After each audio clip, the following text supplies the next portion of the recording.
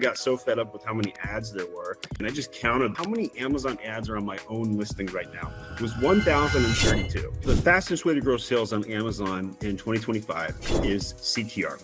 A typical listing above 16% conversion rate is too high. You are not safe to rely upon the current tariff rates to calculate your margins for next year. You need to have secondary options. At bare minimum, a second country that can manufacture the same item. So DTC, direct to consumer, is the fastest growing segment for my agency. It's like 10 times cheaper to advertise on TikTok than it is on Amazon.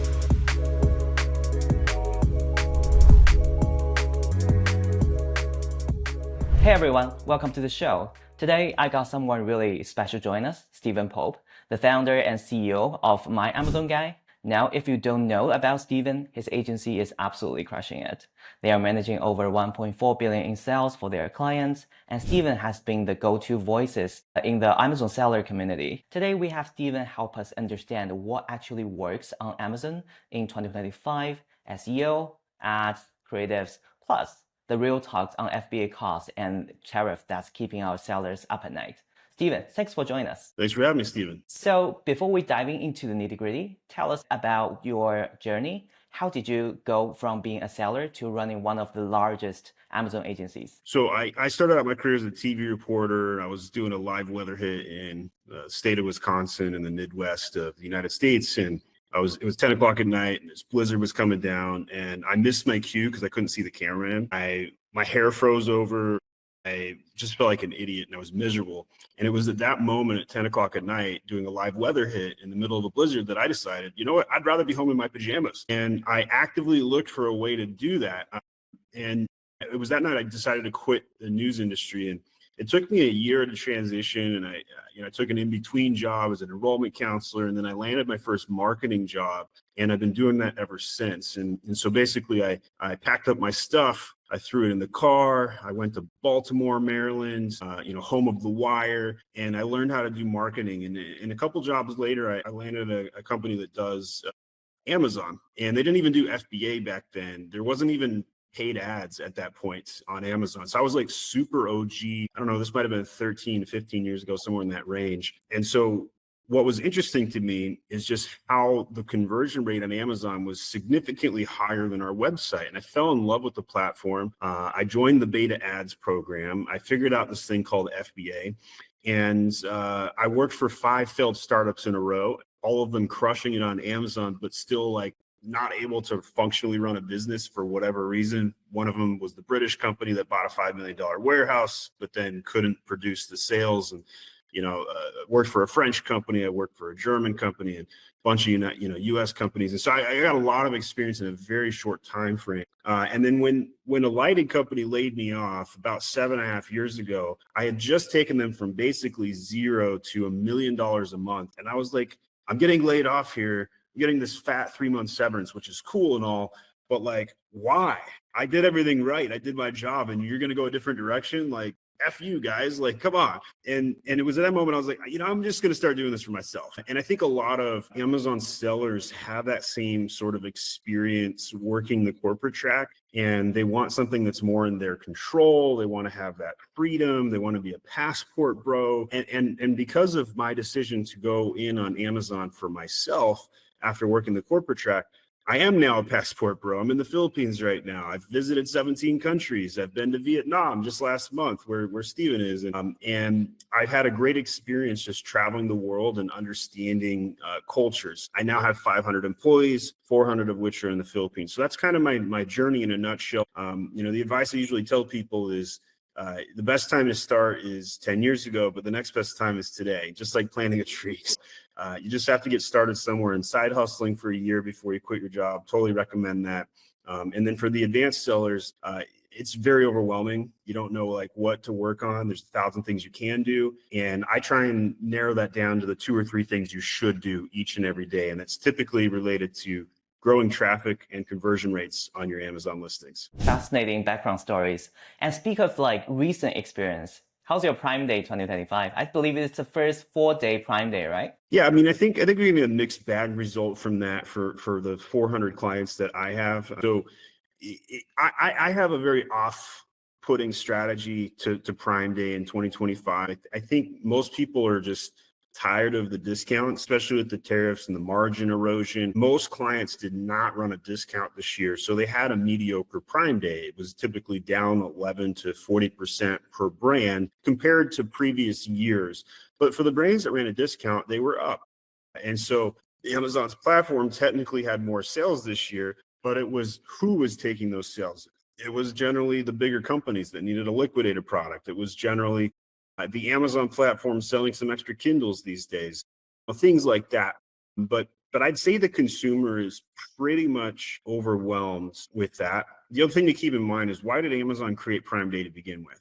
Well, July is the lowest sales month in e-commerce, without a doubt. Like it's like a landslide low month. And if you run the largest fulfillment centers in the world, you want to keep those things moving, right? You want to keep things busy. So they basically made up a holiday. And so for Amazon sellers these days, you can't really rely upon Prime Day promotions and discounts to have a sustainable model. If you win on price today, you're going to lose on price tomorrow. And so I think structurally speaking, a lot of people are starting to ignore Prime Day, and I think that's an okay strategy. So instead of, and the last thing I'll mention is, even if you do well on Prime Day, the consumer has now been trained to hold off on purchases before and after Prime Day. So even if you spike, you're still going to be level on the month anyway. So it's really not one of my top 3 things I'd be focused on right now. Interesting. Let's dive into, I think it's one of the biggest conversations happening in our Amazon communities right now. So sellers are telling me that their margins are being absolutely squeezed, and competition becomes more brutal than ever. And everything just feels like on Amazon is a bit like pay to play. And that's a growing sentiment that is that Amazon has become sort of like advertising platforms right now. Are you seeing these same realities to your clients as well? Yeah, that's accurate. And here's why. So Amazon made most of its money from AWS until last year. Well, now they make more money on Amazon ads. So it's interesting to see kind of that transition over. Amazon, in fact, just announced the other day, they're getting rid of FBA prep services as well. Take a moment to realize how big of a change this is. Amazon is a logistics company. And as a logistics company, they're saying, we don't want your logistics business. We don't want to do prep.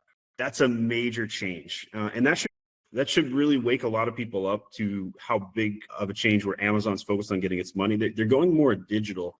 They're going to be trying to make money on AI. They're going to be trying to make money on Amazon seller paid ads and continue to double down there. And it's interesting because they've run out of space to throw ads up, right? Like they redid, 3-4 years ago, they redid sponsored ads to fit more in there. They added sponsored brands. They put video ads into the search results. There's so many things that they've been doing. And one day I got so fed up with how many ads there were. I went onto the listing and I just counted them. Like on my own listing, like how many Amazon ads are on my own listing right now? It was 1,032. Now, granted, that includes all the ones where you have to like barrel to the right and click through them. But still, that's a lot of ads, right? And this is the biggest difference between selling D2C and on Amazon. On your website, you want to have a simplified page. You want to have minimal information. You want to have that buy button right at the top of the cart and then focus them into like checkout. But on Amazon, the opposite is true. You want to take up as much space as possible. You have this thing called A+ content where you want to chock full 500 words of crawlable text for SEO purposes. You want to have big, fat designs and take up more space. Why? Because you're pushing down the 1,032 ads on the listing. And it's a rabbit hole after rabbit hole situation. And so Amazon sellers are accustomed to navigating noise and trying to raise their hand to be seen by consumers. And so that's why it's become a pay-to-play platform. And it is the number one place to sell in the United States. When I lived in the United States, I would buy literally everything on the Amazon platform. I would buy my toothbrushes, I would buy my toilet paper, I would buy my computers, like every cotton picking thing. And it would all arrive to my door in under 1 to 2 days. There is not another platform in the world or another country that can make those same claims at the size of the United States and the scale of the United States. So it's a very special company. And at the end of the day, it's always been a logistics company. So there's a lot of changes. It's definitely pay to play today. I wish that I could take the knowledge that I had today, go back 10 years and dump $1 million into paid ads on Amazon at 2 cents a click. I used to get the number one PPC spot 10 years ago for rice cookers for 2 cents a click when I was working for a KitchenAid company.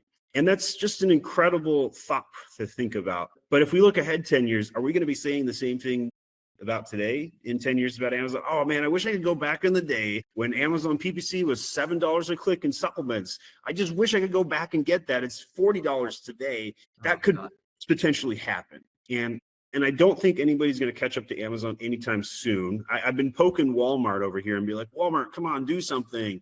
And they just don't. They won't integrate their logistics buildings with their online platform.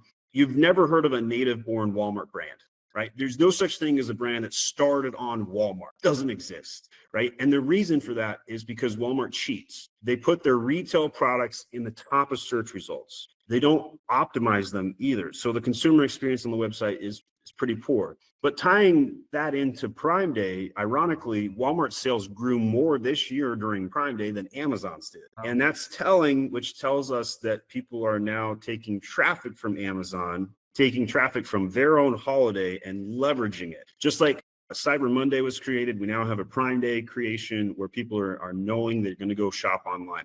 So this consumer behavior is driven by Amazon, but is now being co-opted by competitors. But nobody's anywhere close to competing with Amazon anytime soon. Glad you bring up that Amazon spending a lot of their dollars in AI investment. Also seeing that like a little bit shift for non-Amazon sellers, like for people running their own website, they're seeing like Google AI overviews, like absolutely crushing their website traffic. My next question is AI coming for the Amazon sellers next? Or these like AI shopping assistant like Rufus, right? Just a novelty? Traditional organic SEO still rule the game of Amazon. What's your take on that? AI is definitely still a novelty today. It's very much an infant or maybe a toddler at oldest. We're not seeing a consumer shift that way, despite some of the social media posts you might read or the LinkedIn gurus, hyping AI SEO. I just don't see it yet. And I look at 400 brands that I actively manage, and all the same SEO tactics and tricks I've been teaching for 7 years still 100% work with no deviation. We know that if you put crawlable text in your A+ content, you get better search engine results. We know if you put 100 characters of alt text on every single photo, including Spanish in the United States, you'll see growth in keyword rankings. We know that if you have an exact match in the title, it ranks better. These are all things that have been true for many years and are not going anywhere. I don't even think Rufus will change those things. But the claims that you typically hear from supposed AI experts is that you can ignore that and instead talk to the consumer like a regular human being. And the AI will somehow translate that and make your product be findable more. And that just doesn't make sense and logical premise to me. So I don't think we're going to see any immediate changes. Now, could we by next year in 2026 see AI read images better? Yes, I do think that will happen. And so I've been preaching that you need lots of crawlable text that's outside of your images in the enhanced brand content section so that the robots can pick stuff up. And in the future, you might be able to get away with putting that in the images only and optimize a little bit more for mobile. I wouldn't do that in 2025, but maybe that's where the puck will go. Next year, to use a hockey metaphor, sometimes you have to be where the puck is going, not just where it's at. Otherwise, you can't score a goal. But we'll see. I don't have a high opinion of Rufus. I don't use it personally as a consumer. Now, is there fear in the seller community about AI? Yes, but it's overblown in my opinion. I don't think the consumers are going to switch over to AI unless AI can deliver a better consumer experience. And in a world where you can go on Amazon and type in a product keyword and find the best products in seconds, how is AI going to outperform that? Well, it might outperform that if you ask Amazon to give you options and qualify it and spend some time working the prompt. But the consumer is too lazy to do that unless we're talking about a luxury purchase. So I don't think the commodity items under $25 USD are going to see an impact even next year.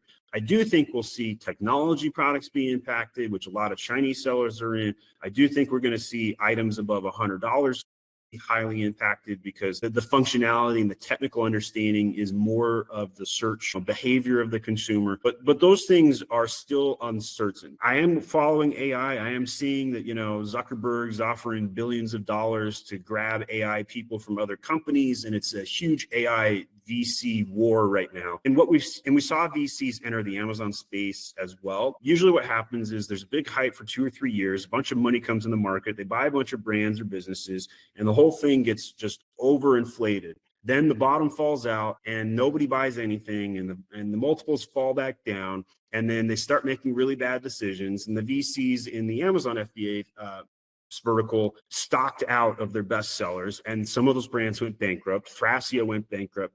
So the same thing's going to happen in AI, but it could happen faster potentially, and it could happen on a grander scale. And so every bubble we've ever seen and all the VC money that flows and ebbs will impact us all as consumers and as brand owners and as business owners. But there's nothing we can do about it. It's overblown. It is a bubble, but it will be fascinating to follow. Very interesting take on this. SEO still matters a lot on Amazon right now. So like, how critical is like Amazon SEA today, let's say compared to 5 years ago? Well, it's an interesting way to phrase the question, like how important is it compared to the past? And I think that, as a brand owner or a business owner, you're trying to find ways to leverage avoiding fees to increase your margins, right? So can you go launch a brand on Amazon with zero ads? Very unlikely, unless you have an omni approach and you're running TikTok, viral ads. Very unlikely. So you have to run PPC to rank organically. So if you want it, and some people make this mistake, they say, oh, I'm organic rank 1. I no longer have to advertise. And then what happens is within 3 to 7 days, they lose the top rank and they fall to the bottom of page 1 and they can never get it back.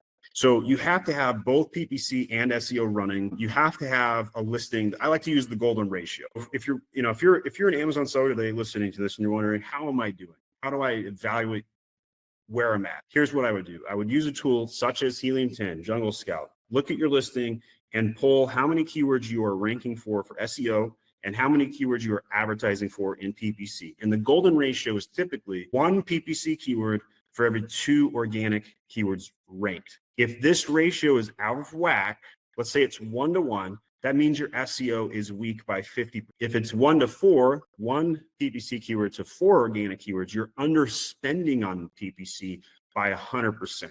So you can kind of, in 30 seconds, self-evaluate where your listings are at.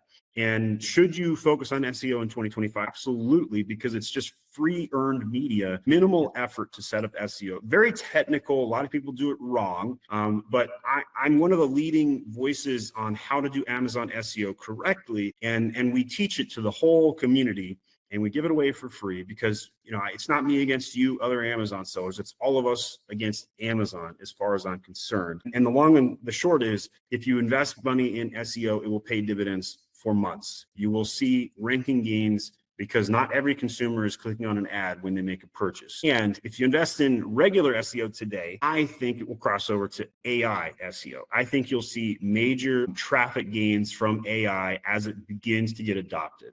Amazon has blocked off or walled off outside API traffic to its search listings and its seller data. So today you can't use an agent to go shop for you on Amazon. Rufus is not an agent yet. It won't actually click the buttons for you or do anything like that. Maybe next year it will be. Maybe they'll program Alexa to do all that. And by the way, Amazon is also thinking about putting ads in Alexa, which nobody even likes using Alexa right now. So I don't think that's a good idea. Cool take. Walk me through a specific, optimization you've had with a client recently. So I'd like to hear what actually changed their number. So the fastest way to grow sales on Amazon in 2025 is CTR, that is click-through rate. And so the main image of a product is how it's represented. So a lot of people in watching or listening to this podcast may have made the decision to listen or watch based on the thumbnail of the podcast. If the thumbnail has text on it that's easy to read and it has an Amazon logo or something, and they're a seller, they're going to be like, I want to listen to this. The same thing applies to an Amazon listing. If in the main image, it's not clear what the product is in less than 2 seconds, they're just going to scroll past it, right? If you have a supplement and you don't have easy to read text, let's say you have blue text against a red background, one of the worst readable design combinations of all time. You can't read that easily, and you have to squint like this, like a 60-year-old man. You are going to have very bad CTR. And so it's very important to focus on click-through rate as a way to grow sales on Amazon, because it's the very first thing that happens in the search engine. When CTR goes up, so does conversion. When CTR goes up, so does traffic. So this is the number one fastest and easiest way to increase both traffic and conversion. So there's lots of smaller tips we can add into the foray here. Like easy to read keyword on the main image is probably the best hack. The color definitions to make it easy to read, very important. How many accessories does it have? Does it come with a charging cable if it's a technology product? Make sure that's included in the main image. If it's a beauty product, can you put a splash on there? Can you show me the product in use? Can you lift the lid of the lotion and show me the lotion inside of the main image? Does the product have a good show and tell in and outside of the packaging? If so, you should probably show the product in and outside of the package in the main image. And then if it has ingredients, so I sell artisan soaps on Amazon for 5 years. I would put the ingredients of my artisan soaps in the backdrop of the main image. Now, some people will say, hey, doesn't this break Amazon terms of service or conditions? It does in many ways, but Amazon barely enforces it, and they definitely do it on their own listing. So it would be very easy for us to do a screen share, go to any Amazon product and find out how they violate their own rules. So in a world like that, I do endorse these things. I've been doing it without having any issues, no suspensions, no listing yanks. Sometimes you get a suppression, but you can fix it within 15 minutes typically. So those are the things I generally recommend to increase CTR. But by and large, having a keyword added to the main image is the number one hack I will give you today. 100% agree. Everyone is so obsessed with traffic, but if your conversion rate sucks, right, you're just burning money. I heard that there could be problem if your conversion rate is way too high. I wonder what's your strategy on hitting that sweet spot for the conversion rates for your clients? Yeah, so an average conversion rate on Amazon today is anywhere from 8 to 12%. And so if you're in that 13 to 15%, you're doing excellent. But if this does change by category, let's be clear, but I'm speaking in broad strokes right now. A typical listing above 16% conversion rate is too high. So it's not very often you hear somebody saying you have a too high of a conversion rate. So usually I get a couple of head looks. Why? What is he talking about? Why would I have too high of a conversion rate? Well, it turns out if your conversion rate is too high, you're underspending on ads and you're not gaining new customers. You're leaving sales on the table. And so I like creating these easy to follow frameworks or bright lines because they typically check out 9 out of 10 times for a typical Amazon brand or listing. If you have too high of a conversion rate, you don't have enough money being spent on ads. And if you don't have enough money being spent on ads, you don't have enough traffic, which means you're leaving sales on the table. So as a brand owner, it behooves you to make sure that you have these things in balance with your own strategy or your own parameters that you've set up. So if we were to ask the seller who's listening to this on a scale of 1 to 10, what is your goal? 1 being profit at the cost of growth, 10 being growth at the cost of profit. What is your number? When you self-assess this, and typically most answers I get are somewhere in that 6 to 7 range. People want to have a little bit of growth, but they don't want to give up profitability too much to get there.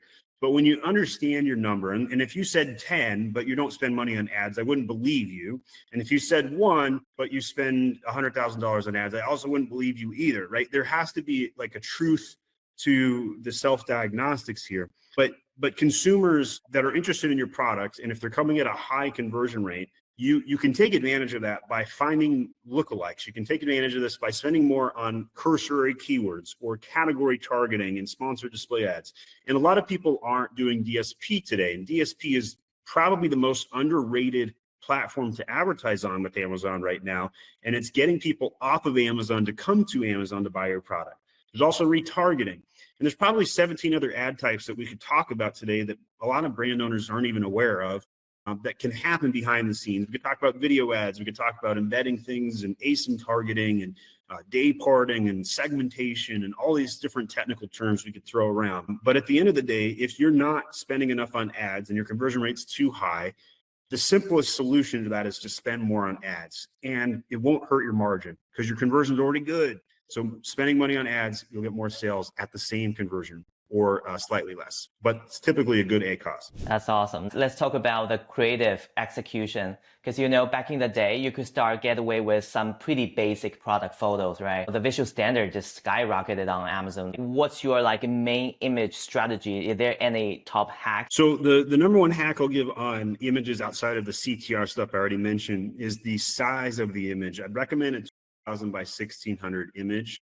so that it shows up on mobile as large as possible. So most of us, when we shop on Amazon, are pulling up our phone, are looking at the search results. And so you need to optimize for mobile with some of that in mind. The other thing I'll mention is text is for robots, pictures are for people. So once you understand that, you will optimize the copy and keyword stuff at galore, but the images need to be inviting. They need to be easy to follow, easy to understand. And so the text against the images is critical for readability. You need to show lifestyle images. So sometimes I'll look at a product and the customer avatar is not present. So what is a customer avatar? Well, it's basically your most ideal customer. And so if you are trying to target and you show a dog on the listing, it will be off-putting to a high percentage of cat owners because a lot of cat owners don't like dogs. And a lot of times I'll come into a brand or a listing and they're selling the same product to both cat and dog owners. And that's silly. That is leaving sales on the table because you know, in politics, your goal is to cast this wide tent and get everybody under the tent and get as many votes as possible in a democratic society. But the opposite is true in marketing. You want to have a narrow tent. Why?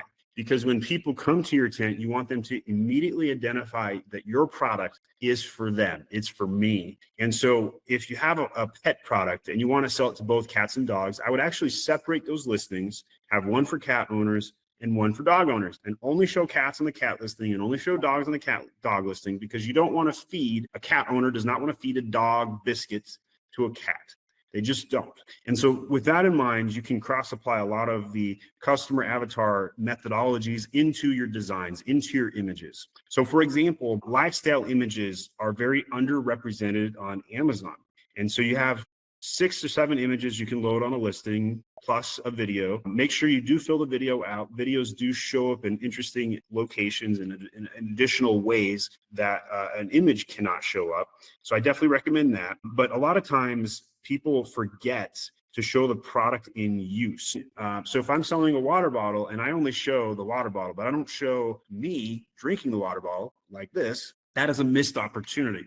Because if you show the customer avatar using the product and showcasing who it's for, your conversion rate is going to go up because you can have them see themselves using your product in real time. It's just a psychological thing, right? We could talk about demographics. We could talk about who the customer avatar is. We could talk about how to showcase the right customer avatar to the right customer through targeting and methodologies. But to simplify a lot of that to one soundbite, who is your most ideal customer? Dan Kennedy taught this by using a very interesting phrase or story. He said, who is the number one customer for a mail order bride? Which is kind of crazy to think about in 2025. But I think he gave this metaphor back in the 80s or 90s or something, pre-internet. And the answer to that question is a 3-time divorce truck driver. Right. That's a very specific customer. It's not even just all truck drivers. It's 3-time divorced truck drivers. Highly specific. Now, the problem is when I talk to brand owners, I talked to somebody the other day who sold toothbrushes. And I said, who is your target customer? And they said, anybody with teeth. And I said, that's not true. You're not selling this to a baby with his first tooth. And they're like, yeah, okay, you're right. You're not selling this to somebody with dentures. That's not the right bristle for somebody with dentures. And you're like, yeah, okay. So I'm like, all right, so we just narrowed it down. It's not for babies. It's not for old people. But is it for my 8-year-old daughter? Or is it for your 40-year-old son? And we try to narrow it down further and further. And it's just interesting to see that a lot of brand owners just are out of touch. They don't understand who their actual customer avatar is. So my recommendation or takeaway is to understand that and get as granular as possible. One way you can do that is to talk to your customers. I know, scary, right? Talk to your customers. But this crazy idea has made me millions of dollars. All I do is I go to the customer and I make 3 observations. I'll ask a couple questions and make an observation. I'll ask first, what do you want? Which right now, a lot of people are like, yeah, that one's pretty obvious, right? What do you want? Well, the problem is that a lot of brands are operated by venture capital who don't actually care what customers want. If you look at the fashion industry doesn't ask people what they want. They just tell you what you should want, right? And for whatever reason, that works. Celebrities wearing fashion and all that. Adam Sandler doesn't care about the fashion industry. That dude is wearing basketball shorts in his own movies with Happy Gilmore 2 just released on Netflix, right? There are going to be outliers to that, but by and large, fashion industry, they tell you what you want. So number one thing you need to do as a brand owner is simply ask customers, what do you want? The second thing is just as obvious, give it to them. But a lot of times I'm talking to brand owners, they never ask their customers what they want, and then they don't give it to them. And that's a problem. But the third thing that most people usually forget to do, though, and this is the most critical one, after you give the customer what they want, ask them, did you get what you wanted? And what you tend to find out is that a lot of customers did not get what they wanted. And then you're like, oh, I thought my target demographic was the 3-time divorce drivers, but it's actually 8-year-old girls, right? And now I'm going to invent a unicorn toothbrush with a light, and it sings at night. And all of a sudden, we have a very different customer set. You can evolve the product. You can get the 2.0. You can go from alpha to beta on your product dev, and you have a very different environment. So I know that was a very weird metaphor to go into and an anecdote to understand, but customer avatars should dictate the design of your listings, and you need to showcase those customer avatars using the product and show the features with them in mind. Because one customer avatar will care about the technical aspects of the product, and another customer avatar will care about who is using the product. And you have to know what kind of product you have. Do you have a demand generated product where you have to teach people how to use the product and solve a problem they don't know about? Are you selling sliced bread 10 years before anybody knew what sliced bread was? That's how long it took sliced bread to catch on, by the way.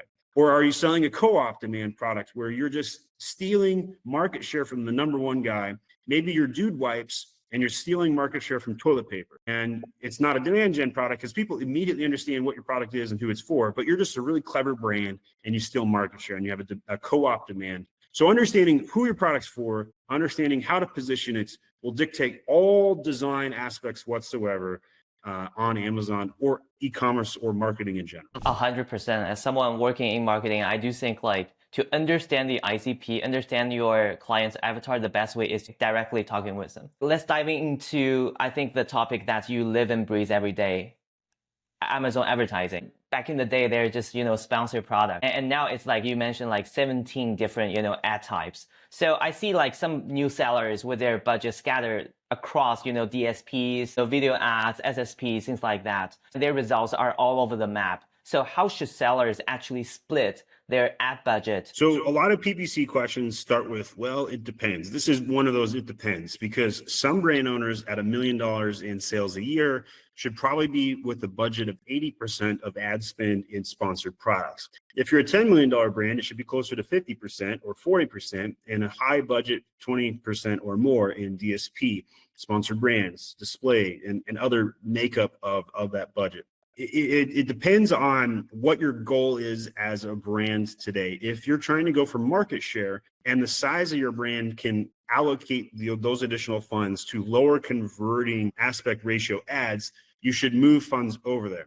Because if you're trying to gain market share, you're willing to create awareness for a long-term play. If you're trying to create somebody as a customer today, though, sponsored products is the best and only way to do that. If you're trying to create a brand that sells products to somebody next year or the following year, sponsored brands, sponsored display, and DSP and many other platform types come into play. And to tie in our customer avatar into the ad conversation, certain customers shop at certain times. So you may also want to check out this thing called day parting, right? If you know that the number one time that somebody's going to buy your product is Monday at 8 a.m., you need to spend more of your advertising dollars at Monday at 8 a.m. And it sounds obvious, but a lot of times I find that sellers get lazy and they just set up one ad and they leave it alone. They don't optimize it and they set it and forget it. And they don't adjust the bids. They don't adjust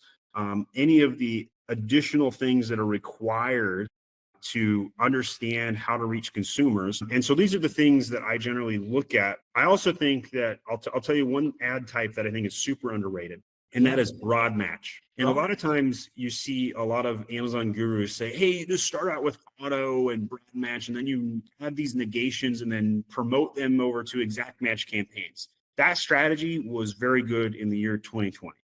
It's 2025. If you have an ad that performs today, leave it alone. Do not adjust it. Let it keep performing. Duplicate that keyword into an additional match type. Duplicate that over to phrase, duplicate that over to exact match, but do not negate a good keyword. The number one advertising rule that everybody must follow is never negate a good keyword. And a lot of times I see people forgetting to negate bad keywords, which is also interesting. Every week as an advertising agency or as an advertising expert, you need to go into your auto and your broad match campaigns and add negations. That is, take out keywords that are not performing for your brand. And a lot of times people will look at the search data and get overwhelmed because there's hundreds and hundreds of keywords. This is why ad software is frequently used. This is why macros are used by most Amazon agencies. And a lot of times there are so many campaigns, so many different keywords. You have to do bulk sheets, downloads, and a lot of technical things that have to get done. Advertising is the number one thing that a brand should outsource in 2025. Brands should own logistics and sourcing without a doubt, especially with Amazon making the change where you have to do your own FBA prep work. Okay. So make sure you own that process. Make sure you have visited the warehouse and you have physically walked through how to prep this item, because when it gets to Amazon, if it's done wrong, they're going to send it back. They're going to destroy your inventory or send it back. But when it comes to advertising, you could hire an expert and within one day, they can fix your ad campaigns and manage them ongoing. It's not a one day only fix, but in one day, they can make a massive change and change the trajectory of your business. I cannot tell you how many times we'll come in and start doing ads and then within 7 days, grow a business by 40%. It happens very frequently. It's not a guaranteed thing, but it happens very frequently. We'll open up a brand that does $1 million a year on Amazon and they only spend like $1,000 a month on ads. And we're like, whoa, that's not enough money if you want to get to 2 million in sales or to 3 million in sales. And so we'll take their ad budget from $1,000 a month and we'll jack it up to 10,000, 20,000. And we'll get the same results at the same ACOS, but now instead of $1 million brand, they're a $2 million brand or a $4 million brand. Spend enough money on ads, allocate the budget properly, have an expert who can go in and technically analyze and change this. Typically, you need to edit your ads 2 to 3 times a week.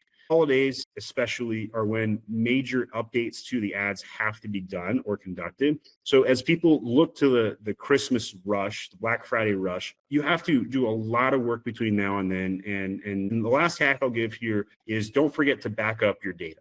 So this hack is never done by anybody. Like only agencies do this. So if you want to act like an agency and you don't want to hire an agency, number one hack I'll give you is back up your data. Download a copy of all of your ad data today.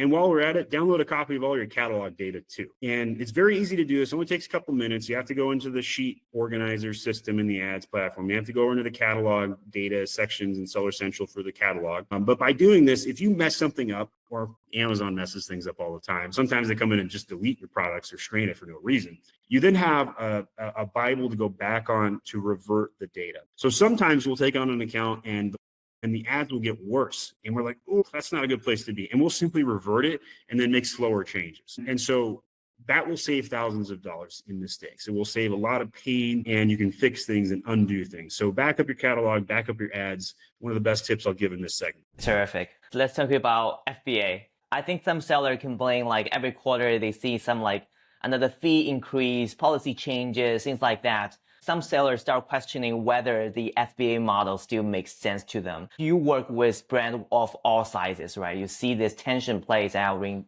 real time. So the question is like, is FBA still worse in 2025? And are we reaching the breaking point? We're nowhere close to the breaking point because consumers love FBA. So if we tie this back into my customer avatar topic, what do customers want? Customers want low price items shipped to them as fast as possible. I am the number one target customer for Amazon.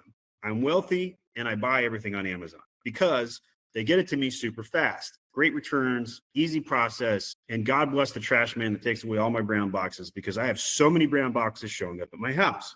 I buy everything on Amazon. When I travel, when I go to another country, it is very difficult to source things. And it doesn't come in 2 days. Sometimes it comes in 7 to 14 days. And I'm very like, wow, I feel like I didn't know how good I had it back in the United States when I travel abroad and I can't find my like for example, in Cebu Island in the Philippines, you cannot find Crest toothpaste. It just does not exist. Colgate is everywhere, but you can't find Crest. And so consumers are trained that Amazon has everything. It's a one-stop shop. and they want fast items and they want it frequently.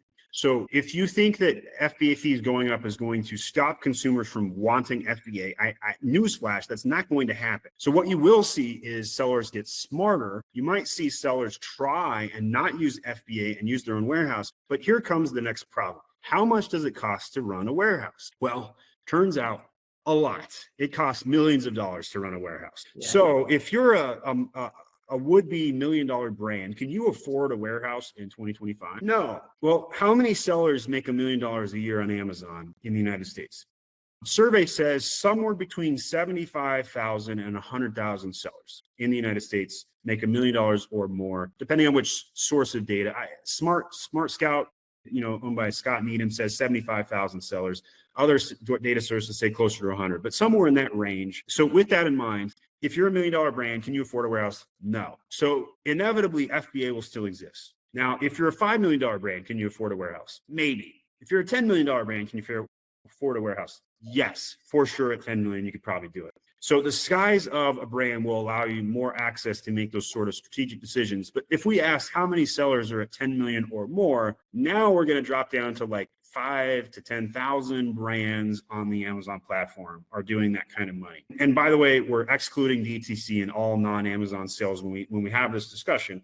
But you get kind of the idea. FBA exists because it's super convenient, fast and cheap to get items from one point to the other point anywhere in the country in the United States, which is actually quite difficult. The United States is gigantic. A lot of people don't realize how big the United States is. It is very, very large, one of the largest countries in the world, and also just separated, right? So in Europe, all the metros are like an hour away from each other. In the United States, you could go 7 hours without hitting a metro. Like, it's gigantic dead space in between. Amazon has solved a lot of things with logistics. Amazon is a logistics company, and it's becoming an AI company. It's becoming, an advertising company, but its roots, Jeff Bezos made a logistics company selling books in Seattle out of his garage. That's where it started. So it's always going to be a logistics company. Now, FBA fees go up every year. True story. Is it harder for sellers every year? Yes.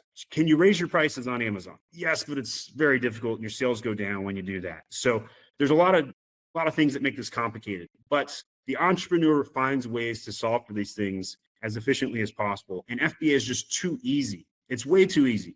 Walmart doesn't offer the same FBA services at the same rates because it's too difficult for them to pull it off. They tried.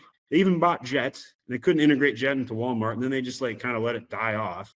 We see all these random investments. Target's a sleeper. I think Target someday will compete with Amazon, but it is a baby in comparison. 1/100th the size of Amazon anytime soon. But it's hungry. It's scrappy, right?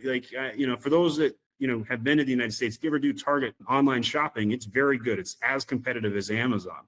Prices are higher by about 17% though. So that's why FBA is not going anywhere. It's just the best of the best. And it takes billions and billions of dollars to even get close to that same level of infrastructure. Amazon knows what it's doing. They're going to be able to charge those fees, and the brand owners are going to pay them because they don't have an alternative. Very, very interesting. But I've also heard from the younger e-commerce sellers, they feel like FBA is just like some expensive, drop shipping service from Amazon, and they can rely on some other drop shipping platform or services. But what do you think of that statement, though? I mean, could, but you can't make the same sales, right? Prime is 2-day shipping. Your drop shipping services cannot do that. Most drop shipping services are 5 to 7 days. So you're going to hurt your conversion by 80% or more. So can you pull off drop shipping in 2025? I mean, you could, but you're also competing against 5 million Pakistanis who are doing the same thing, right? Where is the value that you add in 2025 as a drop shipper? I mean, I couldn't articulate it. It just doesn't exist. What value does a drop shipper make available? Okay, so you took an item off Walmart and make it available on Amazon. What value did that add to the world? Very minimal, right? So I think that Amazon having Prime and the speed at which an item gets somewhere is incredibly important, because if you're a consumer and you had a choice between a Prime and a non-Prime item and prices are similar, you're going to take the Prime item 10 out of 10 times, not even 9, the 10 out of 10 times you're going to take the Prime item.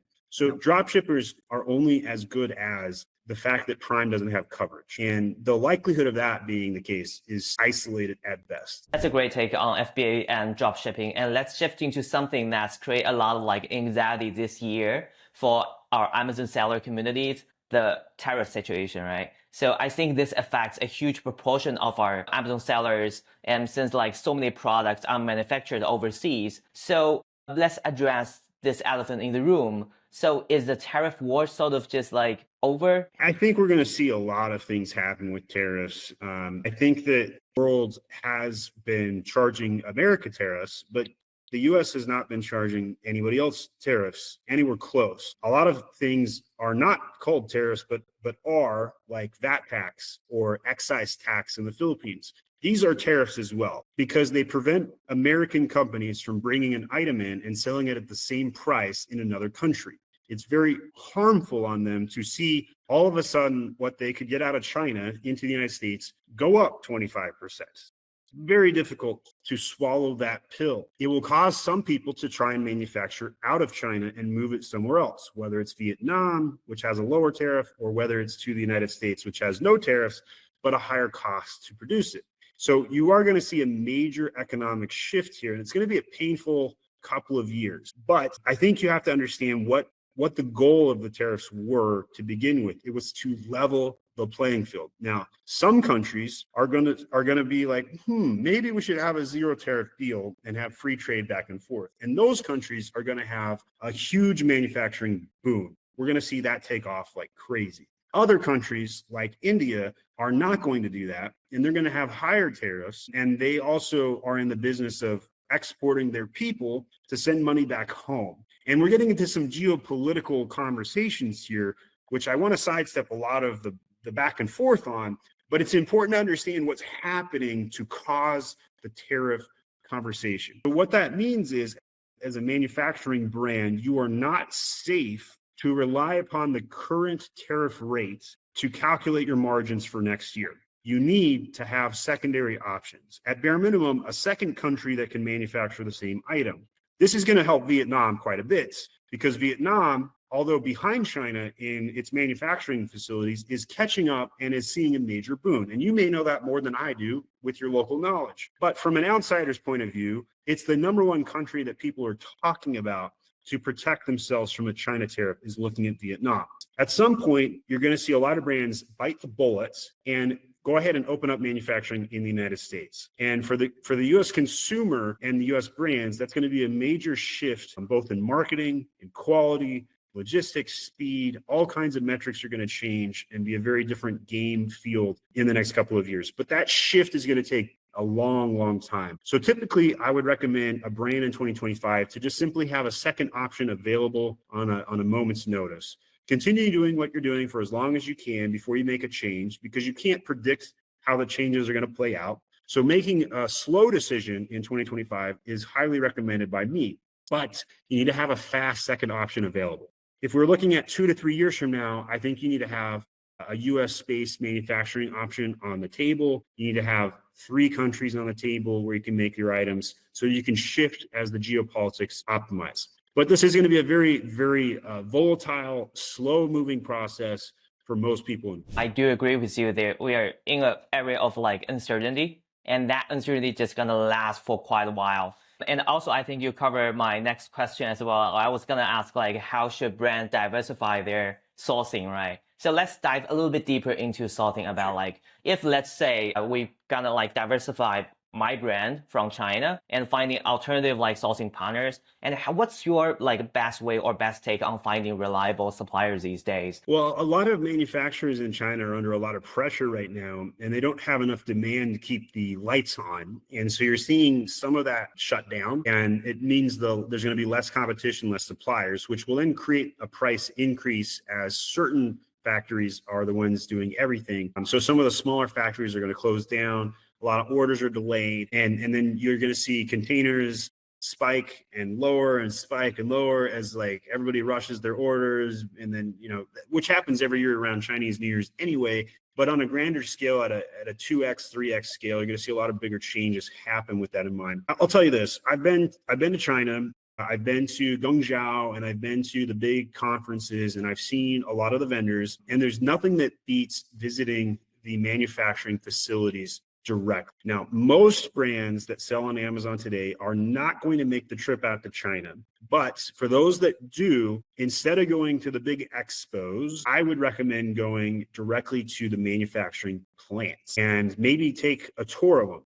Because what you might find out is that they're not as mainstream as you thought. They might be smaller. They might be using, a little bit different labor than you expected. Maybe their best practices aren't as quality control as you thought. And you have the freedom to shop those manufacturers. So visiting a manufacturing facility is probably my preferred number one way to create a partnership in person, very critical. What happens on a phone, very different than what happens in person. And you personally have a way better understanding than I do on that personal relationships and how the culture works in those economies. But speaking as an American outsider, it's very confusing to Americans. They don't understand that culture as well.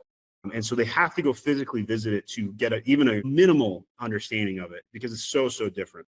And that was kind of eye-opening for me when I visited China about 8 or 9 years ago and seeing what I saw.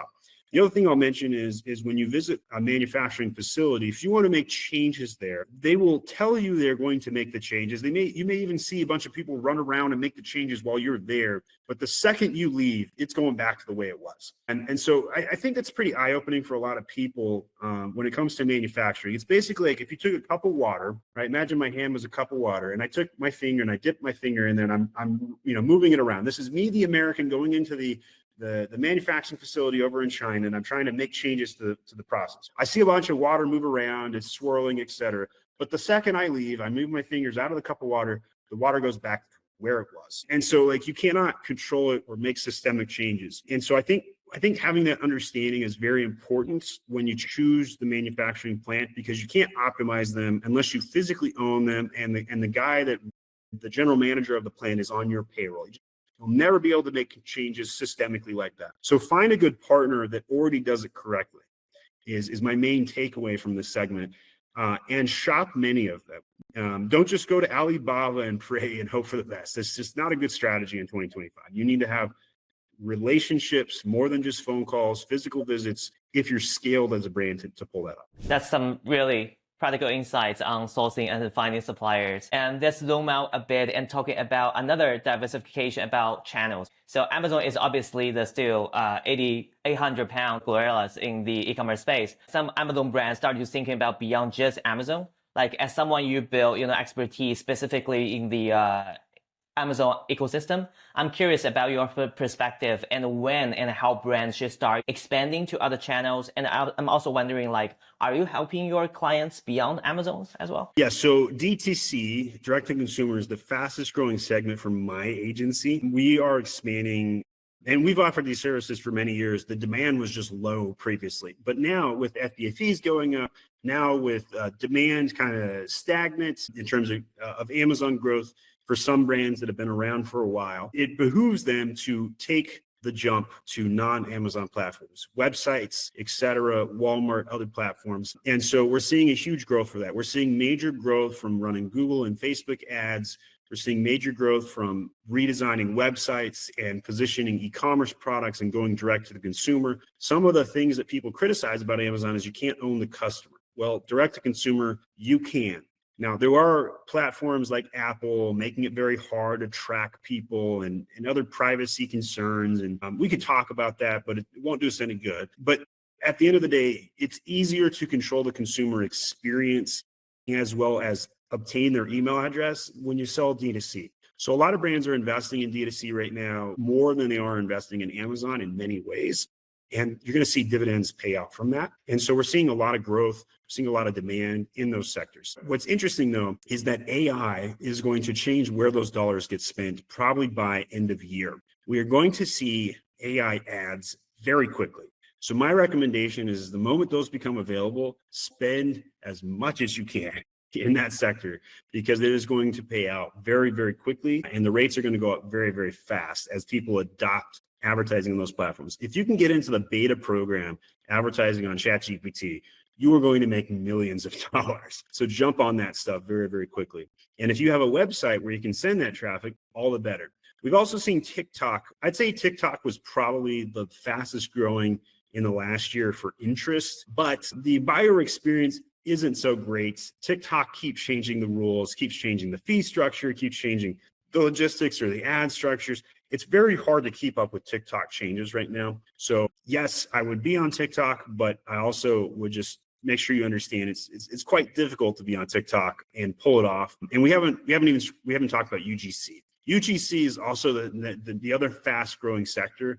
If you don't have video content for your brand right now, you're crazy. And if you haven't hired an influencer at this stage, you're missing out. Like, influencer advertising is insane. There is a lot to be done there. The consumer, it's just cheap. Think about this. It's like 10 times cheaper to advertise on TikTok than it is on Amazon.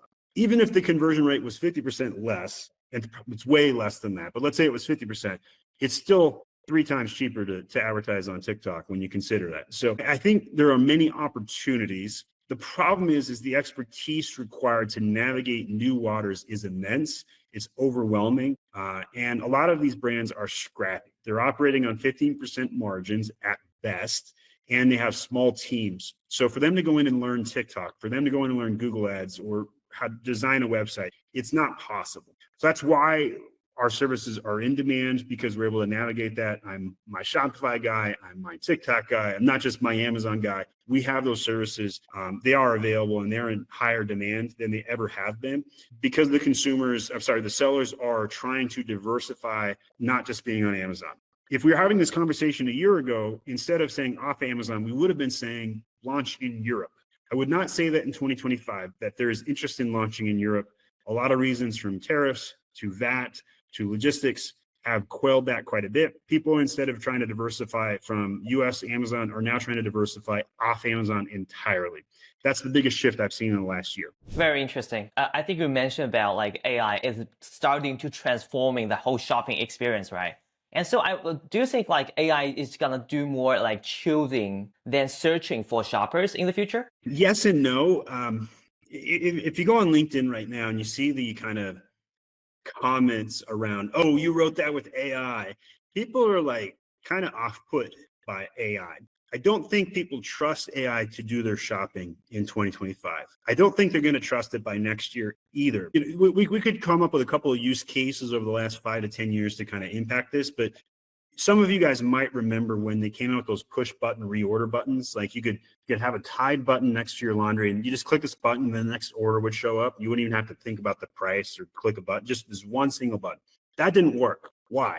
I don't know, but consumer adoption was the problem. So for AI to do your shopping, it's about consumer adoption. Human nature is very much, I don't trust robots. I don't trust AI. I don't trust Google, for crying out loud, right? Like, I just don't see consumers trusting these tools anytime soon. I think that people look at the news media, and this doesn't matter what country you're in. I don't think anybody trusts reporters. I don't think anybody trusts the news industry. We all think it's propaganda. And so how is AI not going to be guilty of the same problem? How is it not going to be biased? How is it not going to be programmed by the hidden powers of the world?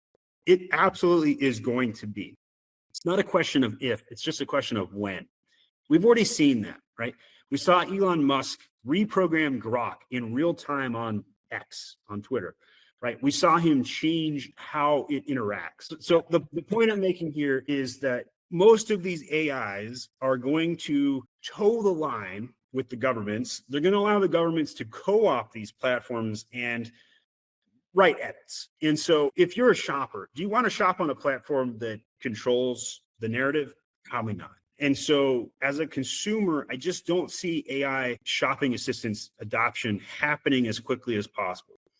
Look at Alexa. Alexa was an AI assistant already in your kitchen, right? I got a kitchen behind me. I could go to the kitchen. I could say, Alexa, buy me XYZ. But survey says only 1% of Amazon shoppers ever did that. So I just don't see AI assistants doing that. Now, information gathering, I can see that happen. I can see the shopper saying, hey, Amazon, tell me about why I would want one product over another. I can see that happening. I can see a discovery happening in these AI chat options. I don't think Rufus is going to be compelling enough for consumers to adopt it in mass, at least not this year. Unless there's a feature that we can't predict, like you and I could sit down and whiteboard out, what do we think is coming? There's probably going to be something that's not on the whiteboard today that will be released next year that will change the outcome of this podcast. But it just doesn't exist today. We're in the infancy. We're in the toddler mode of AI. It's going to blow our minds by next year. We're going to see some major changes, like the coding thing that's happening right now. That is the coolest thing that's happening to AI. Coding, vibe coding is what they're nicknaming it. You use Lovable and some of these AI platforms. You don't have to know how to code, but now you can write an app in like 15 minutes. One dude on LinkedIn the other day recreated SurveyMonkey in less than 15 minutes, and he did it like live and showcased how he did it. So that's a huge game changer. But I don't think the regular Joe Schmo consumer is going to adopt AI shopping that quick. I just don't see it happen. So I think like on one side, like for DTC brand, I've already seen like they adopt to like vibe coding for their SEOs, for the traffics, but also in the same time, like I think like I've only used like Alexa for reading my audiobooks. Or play music or tell me the weather, right? Yeah, exactly. I would never use Alexa to buy a product. Do we miss any, topics you can think of, or maybe you can give some like top actionable tips to our audiences to boost their sales on Amazon? Keep listening to other podcasts. My YouTube channel has 2,500 videos on it. I'm the most prolific Amazon seller YouTuber out there. We give out a video every single day. Keeping up to the know and posting, we have a news video that's really, so much news happening right now. It's moving so quick. The sellers cannot keep up. The brands cannot keep up with how many changes are happening with Amazon. So that's like number one tip I'd say to kind of add on to the end of our podcast. The second thing though, will surprise you. Stick to what you know. So sellers or brand owners need to stick to what they understand. If you are 20 years deep into sourcing products, stay there. Don't go try and learn something new. Use a partner for what you don't know and stick to what you understand. As a brand owner looking for your next product, should I launch bamboo dental floss or should I go launch ice picks? Well, if I've hiked Mount Everest before and I'm not a dentist, I should probably do ice picks. But if I'm a dentist who's overweight and has never used an ice pick, I should probably do bamboo floss. Stick to what you understand. If you are the target customer avatar, your chances of success are way bigger in selling to yourself because you understand yourself, right? Selling to yourself is so much easier. You know what you like.